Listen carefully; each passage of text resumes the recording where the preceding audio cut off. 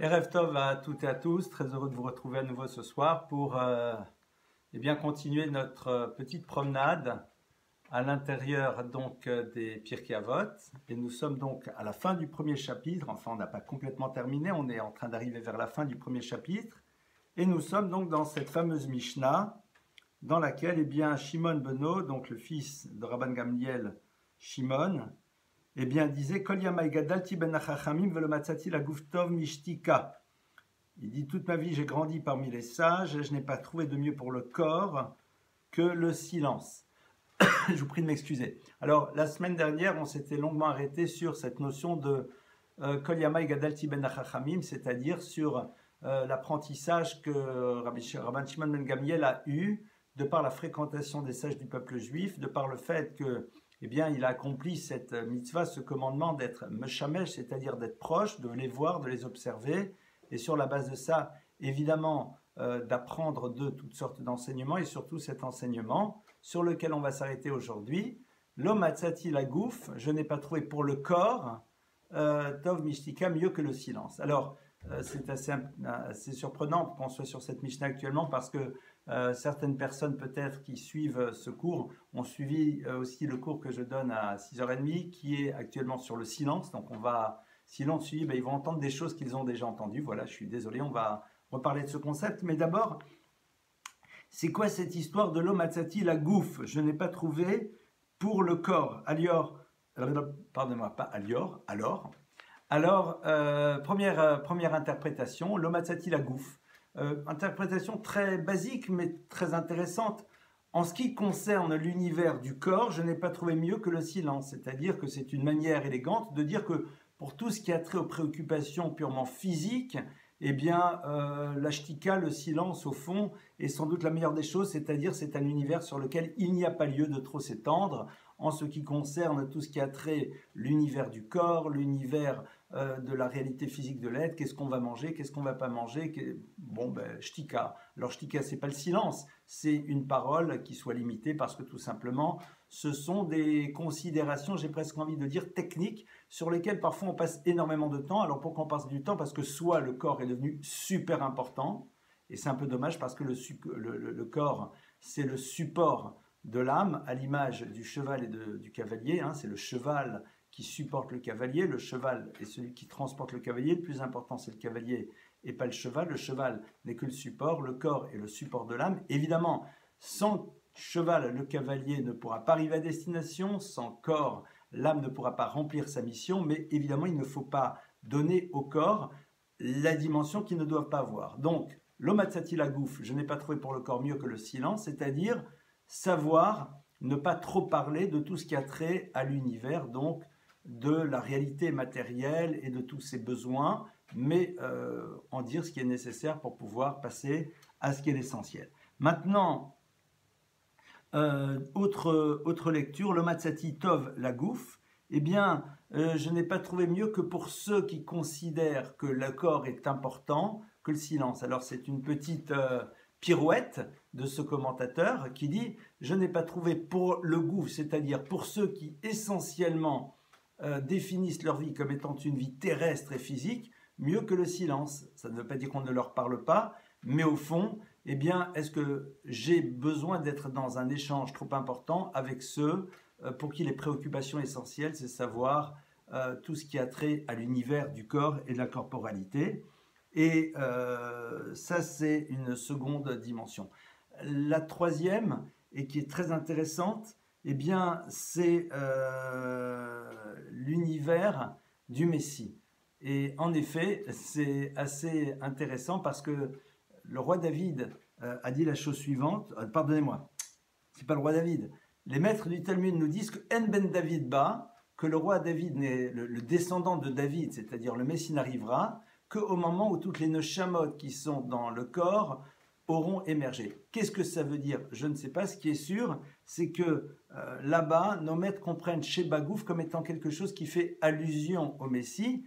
Et donc, l'Omatzati la Gouf, je n'ai pas trouvé pour ce concept du Gouf qui représente l'avenue du Messie, Shtika le silence. Évidemment, certains pensent légèrement différent, surtout actuellement. ça c'est l'histoire de chacun, mais d'après cette lecture-là, d'après ces commentaires qui sont plusieurs, eh bien, il ne faut pas trop parler de cet univers-là, de ne pas être... Alors évidemment, il faut y aspirer, il faut le désirer, il faut prier tous les jours, il faut être prêt à cela de manière très très forte, mais la Gemara nous dit bien qu'il faut faire très attention à tous ceux qui commencent à faire des calculs en tout genre sur quand, quoi, où, de quelle manière, parce que ça ne peut créer que des déceptions, et parfois ça crée une forme d'hyprafocale sur des sujets, et on oublie parfois que, eh bien, pour que le Mashiach arrive, il y a beaucoup de choses que l'on doit mettre en place pour être prêt, pour pouvoir être prêt à l'accueillir. Alors, l'Omatsati, la gouffe, Yoter Tov Mishtika, je n'ai pas trouvé pour le corps mieux que le silence, ça c'est donc le point de départ. Alors, l'Omatsati, ça veut dire que le silence, au fond, est une chose extraordinaire. Évidemment, ça veut dire quoi que le silence est une chose extraordinaire? Et on va reprendre un petit peu ce que Maïmonide nous a dit. Maïmonide, en effet, nous dit qu'il y a 5 catégories de paroles. C'est un sujet que j'abordais tout à l'heure dans un autre cours. Il y a 5 catégories de paroles. Et ces 5 catégories de paroles, eh bien, elles sont différentes.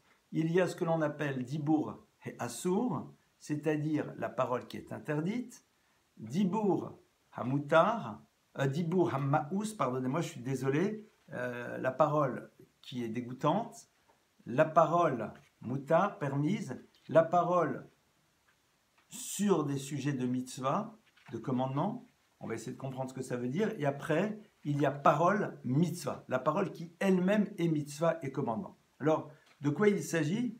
On va commencer d'abord en premier lieu, et on va comprendre pourquoi le silence est important dans certains domaines, sur la première catégorie de paroles dont parle Maïmonide, qui est celle de Dibour Assour, c'est-à-dire d'une parole qui est interdite. Et ça, c'est pas très compliqué. Ce sont toutes les paroles de médisance, les paroles de colportage, les paroles de mensonge, les paroles de flatterie, les paroles de moquerie. Enfin, toutes ces catégories-là qu'on doit mettre de côté. On se rappelle en effet que 4 catégories en plus ne sont pas en contact avec le divin. C'est le groupe des flatteurs, des menteurs, des moqueurs et de ceux qui disent de la médisance. Je parle des groupes, c'est-à-dire des personnes pour qui c'est un système de vie. Donc, ça c'est le premier niveau, Dibour et Assour, la parole qui est interdite, la parole qui n'a pas lieu de sortir de notre bouche, à l'image de ce qui n'a pas droit d'y entrer. C'est-à-dire, rappelons-nous que certains disent de la même manière qu'il y a des choses que l'on n'a pas le droit de consommer, eh bien, il y a des paroles qui n'ont pas le droit de sortir de notre bouche. Il faut être très très clair dessus. C'est un interdit. C'est un interdit, point. C'est interdit. C'est-à-dire que quand on se retrouve parfois dans des situations dans lesquelles on nous dit « mais vous voulez pas manger cette chose », on dit « mais non, c'est pas cachère », c'est interdit. La Torah nous l'interdit au même titre. C'est-à-dire c'est pas bien, ça se fait pas, c'est honteux. Non, c'est interdit. En dehors du fait qu'on ne devrait même pas avoir besoin de l'interdit de la Torah pour comprendre que cette chose-là n'a pas lieu de sortir de notre bouche. Ça, c'est la première dimension. Dibour Hammaous, la parole dégoûtante. Alors, c'est quoi? Ce sont des choses... Alors, il y a 2 choses là-dedans. Il y a la parole dégoûtante, c'est-à-dire bas de gamme, l'utilisation d'un langage qui n'est pas très élégant, un langage de charretier. Et même si aujourd'hui, ça fait classe de parler de cette manière, rappelons-nous quand même que les maîtres du Talmud n'ont pas exactement la même vision des choses, puisque le Talmud, entre autres, dans le traité de Psachim, nous dit « Aikem Akatouv », la Torah a rajouté un certain nombre de lettres pour ne pas utiliser un langage qui ne soit pas élégant, puisque, en effet, la Torah nous dit que la première fois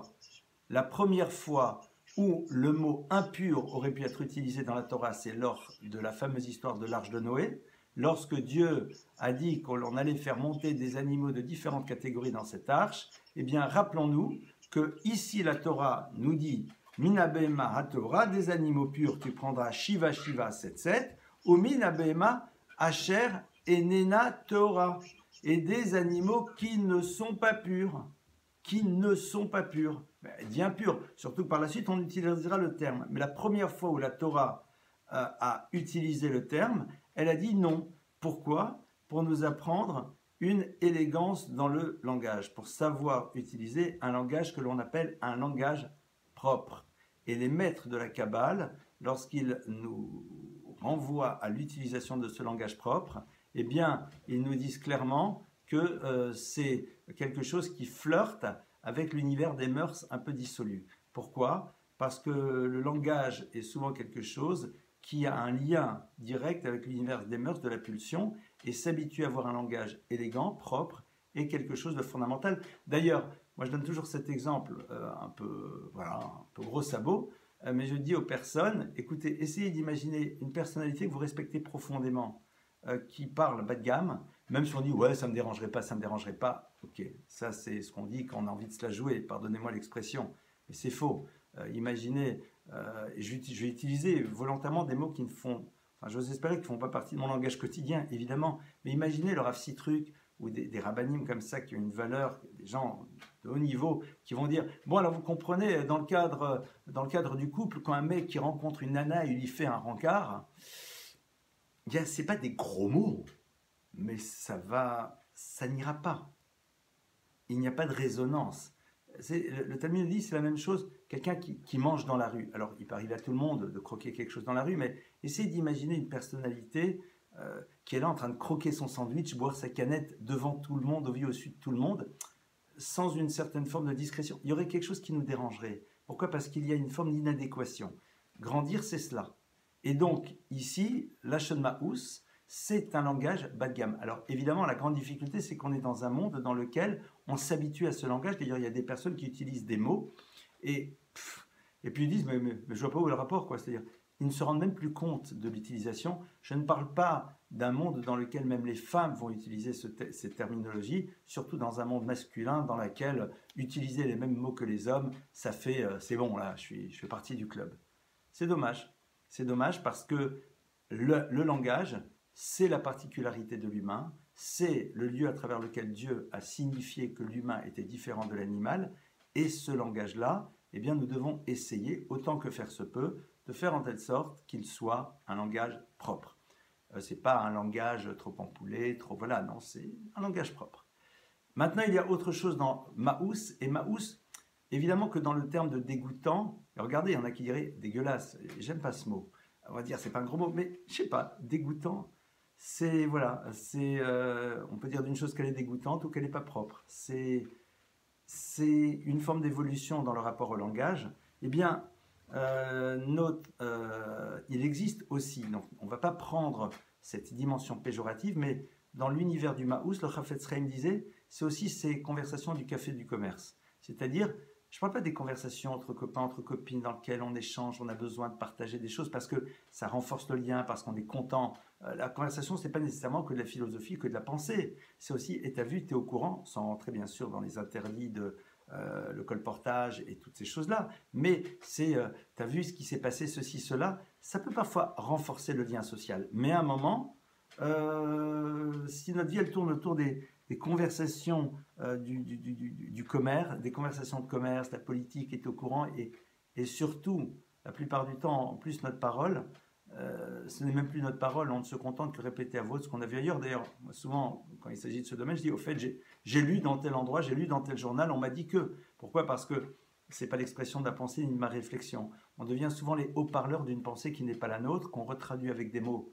différents. Et donc, comme on le dit avec des mots différents, on a l'impression que c'est la nôtre. Ça, c'est Dibour Ma'us. Alors, il y a le Ma'us bas de gamme, il y a le Ma'us qui ne l'est pas, mais sur lequel il a lieu d'avoir une réelle vigilance, parce que les conversations de comptoir, les conversations du café du commerce, au bout d'un moment, ça n'a pas de sens. On peut s'intéresser, évidemment, on s'intéresse, mais une fois qu'on a les connaissances que l'on a besoin d'avoir dans ce qui se passe au niveau politique, au niveau économique, etc., next, on peut passer à autre chose. Après, il y a, évidemment, ces autres paroles qui sont des paroles que l'on appelle mutarim, c'est-à-dire permises. C'est ce qu'on appelle les paroles de Mekar ou Memkar, c'est-à-dire les paroles que l'on utilise par nécessité, c'est-à-dire tout ce qui a trait à l'univers du commerce, terme très générique, très, très global, qui sont donc, voilà, on a besoin de se parler, d'échanger pour toutes sortes de sujets de vie qui sont nécessaires. Et après, il y a les paroles vers la mitzvah et les paroles de mitzvah. Alors, je vais commencer par le dernier. Les paroles de mitzvah, c'est l'étude de la Torah, c'est la prière. C'est-à-dire, le mot lui-même est une mitzvah. Au moment où on le prononce, le mot lui-même véhicule quelque chose d'extrêmement élevé. Mais Dvarim Shel Mitzvah, qui sont extrêmement recommandés, ce sont toutes les conversations qui nous amènent vers des mitzvot. Et c'est quoi ces conversations qui nous amènent vers des mitzvot? Alors on ne va pas rentrer dans l'univers du religieux, religiosidité ritualiste, Évidemment que non. C'est pas où tu as des téphilines, où est le cours. Non, non, évidemment, il ne s'agit pas de ça. Si on réfléchit d'ailleurs, la majeure partie de notre journée, nous pouvons accomplir énormément de mitzvot qui ne sont pas du tout dans le rituel. Les mitzvot rituels sont relativement peu importantes dans la journée. Même pour les hommes qui ont l'obligation, les femmes n'en ont pas l'obligation, qui ont plus d'obligations que les femmes dans certains domaines, tu te lèves le matin, tu as mis ton talit katan, ton talit, tu mets tes téphilines, tu fais ta prière, tu fais les bénédictions avant et après avoir mangé, tu étudies la Torah, ne serait-ce que 3 minutes, next, tu vas travailler, tu t'occupes de ta femme, de tes enfants. Idem pour une femme, elle se lève le matin, elle se lave les mains 3 fois, elle va faire elle aussi sa prière, elle va faire ses bénédictions, et après, il n'y a pas une petite ambiance rituelle, non.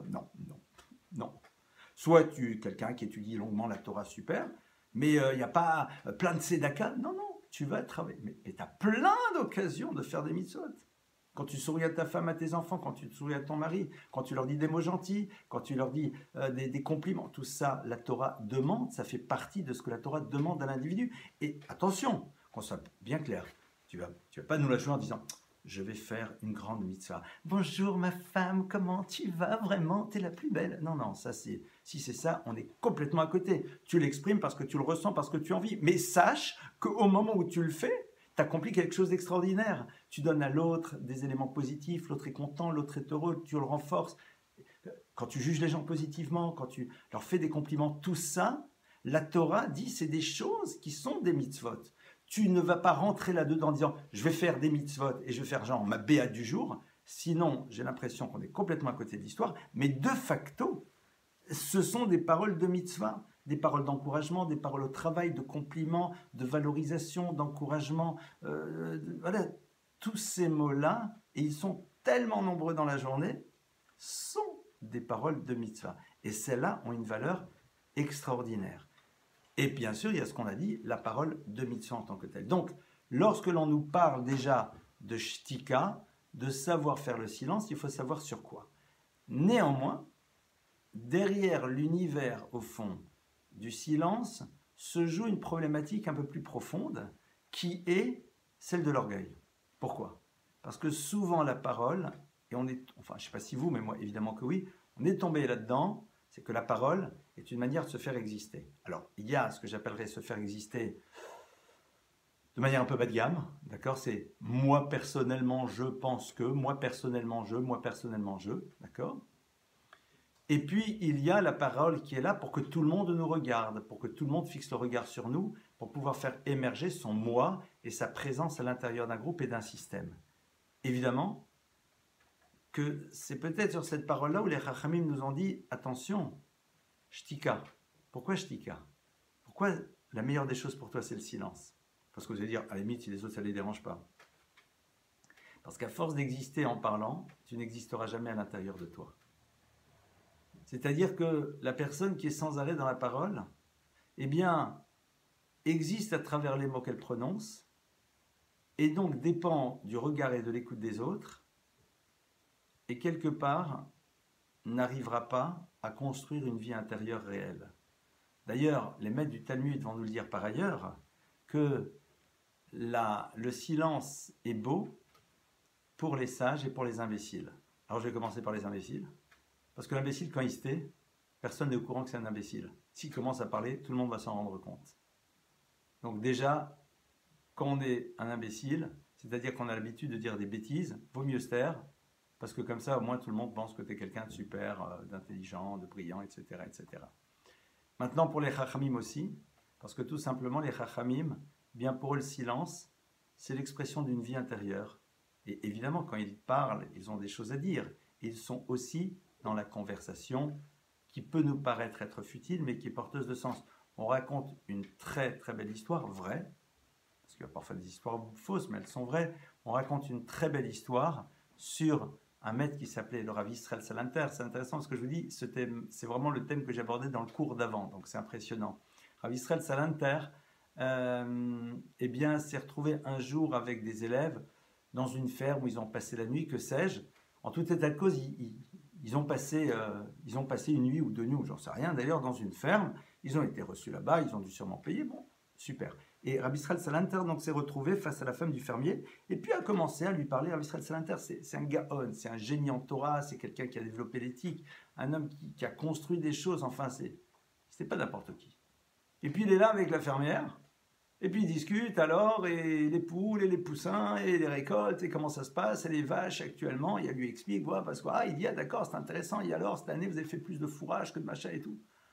Elle voit comme ça leur maître, 5 minutes, 10 minutes, un quart d'heure, 20 minutes, qui parle à la fermière, et qui est en train d'échanger avec elle sur l'histoire de la ferme. Et à la fin, quand ils sont partis, ils l'ont dit, Rav, bon écoutez, on est un peu surpris, quoi, c'est-à-dire, on n'a pas très bien compris. Le Rav lui dit, mais attendez, cette personne-là a eu la gentillesse de nous accueillir. Moi, je me dois de lui exprimer ma reconnaissance, et pas juste en lui disant merci, c'est en lui donnant quelque chose qui va lui faire plaisir. Or, elle, son univers, c'est quoi? C'est l'univers de sa ferme. En lui parlant de sa ferme, en lui donnant les moyens de m'expliquer, de me donner des indications, elle se sent valorisée. Ça lui donne du plaisir. Et c'est pas de la manipulation, évidemment, puisque par la suite, il se lève et il part. C'est vraiment apporter quelque chose à quelqu'un, en échangeant sur un sujet qui plaît à cette personne et qui va la nourrir et qui lui apportera quelque chose, même si moi, de mon côté, ce n'est pas vraiment mon sujet de prédilection. On rapporte l'histoire suivante, et c'est une histoire vraie aussi, qu'un autre maître, qui s'appelait le Rav Dessler, eh bien, un jour était dans la rue avec un de ses élèves, et puis il s'est arrêté devant un magasin de vêtements d'enfants, et puis il s'est arrêté, noter des prix, regarder, enfin, il a noté sur son carnet des informations sur des jouets, des habits. L'Oyodéama, je ne peux pas vous dire dans les détails. En tout cas, quelque chose qui avait trait à l'univers des enfants. Et l'élève, bien sûr, regarde ce maître, et c'est très bien qu'il ne le fait pas pour lui, parce que c'était l'époque de la guerre dans laquelle, eh bien, le Rav Dessler était en Angleterre, alors que son épouse, eh bien, qui avait été séparée de lui au début de la guerre, se retrouvait en Australie avec ses enfants. Donc, il sait très bien que ce n'était pas par rapport à son épouse. Et il demande à ce maître, qui était aussi un génie en Torah, un génie en pensée, dans tous les domaines, il dit, Rav, puis-je me permets de vous demander pourquoi vous vous êtes arrêté pour noter ces prix et ces choses-là? Et le Rav lui dit, voilà, c'est très simple. Je sais très bien que je suis souvent invité chez des personnes Shabbat, et ce Shabbat, je suis invité dans une famille dans laquelle, eh bien, il y a des petits-enfants, il y a une femme, un mari, et ma manière à moi de montrer de l'intérêt par rapport à la famille, c'est évidemment de parler, mais aussi de parler de sujets qui peuvent apporter à madame. Alors évidemment, madame, ça lui apportera aussi beaucoup d'autres sujets, d'autres thématiques. La question ne se pose même pas, évidemment. Mais ce qui est sûr, c'est que je sais que ça lui fera plaisir que je lui dise « Ah, au fait, vous savez, j'ai remarqué que dans tel magasin, il y a telle et telle chose. » Et donc, comme c'est un sujet qui lui tient à cœur aussi, parce que c'est une maman, et ça fait partie des choses qu'elle cherche et qu'elle a besoin d'avoir, eh bien, pour moi, c'est quelque chose que je me dois d'enregistrer, pour le noter, pour pouvoir en parler et en discuter. Ça veut dire que cet échange, eh bien, il est porteur de quelque chose, et ce n'est pas à ce sujet, à propos duquel la Torah nous a dit, qu'il faut être dans le silence. Évidemment que non. Et donc, à nous de bien comprendre où se situe le silence dont on nous parle. Comme on l'a vu, c'est le silence que l'on met en place pour ne pas faire émerger son moi, pour ne pas se mettre au centre, pour être celui qui justement va se donner les moyens de réussir à construire à l'intérieur de lui un monde intérieur et de ne pas être sans arrêt dans une parole qui l'empêcherait de construire son monde intérieur. Les Chachamim, les maîtres du Talmud, nous ont développé cette idée et ce concept dans énormément d'endroits. Il y a énormément de textes dans lesquels on nous parle de cette nécessité d'être dans la maîtrise de sa parole, de ne pas tomber dans la problématique d'un monde dans lequel, eh bien, on parle, et souvent pour ne rien dire, et ça va être donc ce point sur lequel nous devrions essayer de grandir chacun.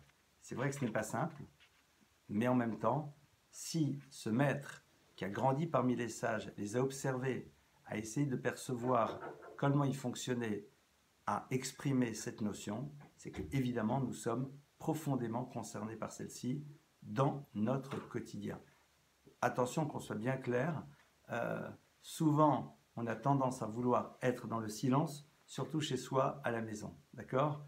Et être dans d'autres sphères. Rappelons-nous que toute parole qui renforce le lien, qui est positive dans tous les domaines, a lieu d'être exprimée, a lieu d'être dite, et évidemment, elle doit être totalement présente. La suite de l'enseignement, et on va ouvrir la suite de cet enseignement, Velo Midrash Ikar Hela Hamaase. La suite de l'enseignement, c'est de nous dire, Lo Midrash, ce n'est pas juste l'étude qui est essentielle, Velo Hamaase, Hela Hamaase, si ce n'est l'action. Alors, pour expliquer cette notion-là, je vais juste ouvrir sur un texte, et Bezrat Hashem, on le reprendra demain. Eh bien, on dit que pendant de nombreuses années, les maîtres ont discuté qu'est-ce qui était la meilleure des choses. Si c'était l'étude ou si c'est l'action. Et les maîtres sont arrivés à la conclusion suivante, au bout d'un certain temps d'échange, ils se sont dit, la plus belle des choses, Gadol Alimud, Gadol Amidrash, Shemevili Demaase. Il dit, grande est l'étude, car elle amène à l'acte. Alors, dans ce cas-là, ça veut dire que c'est l'acte qui est le plus important. En vérité, non. Le Midrash n'a de sens, l'étude n'a de sens que dans la mesure où elle nous appelle à l'action. C'est-à-dire que l'action est la finalité de la chose. Pourquoi l'acte est si important que cela dans tous les domaines?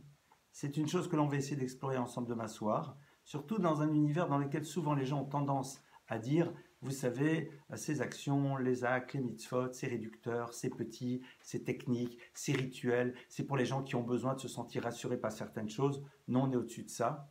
Alors je me permets toujours de leur dire, et je reprendrai demain cette phrase, je leur dis c'est intéressant, mais les plus grands penseurs de la tradition juive, les génies absolus, sont ceux qui justement ont été le plus vigilants sur l'accomplissement concret des petites choses. Donc soit ils étaient complètement fous, soit évidemment à l'intérieur du monde de l'action, il y a quelque chose de fondamental.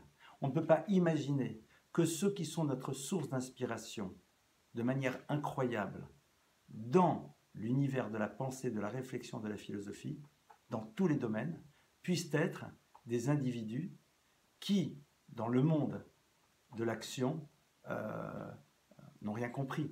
S'ils ont donné tellement d'importance à l'univers de l'acte, c'est qu'ils savaient qu'il y avait quelque chose de très fort qui se joue derrière. Ce sont ces notions que Bezrat Hashem, on va essayer d'explorer demain. Je nous souhaite en attendant une très bonne soirée, plein de bonnes choses, et Bezrat Hashem, on se retrouve demain pour continuer à étudier ensemble ces Mishnayot.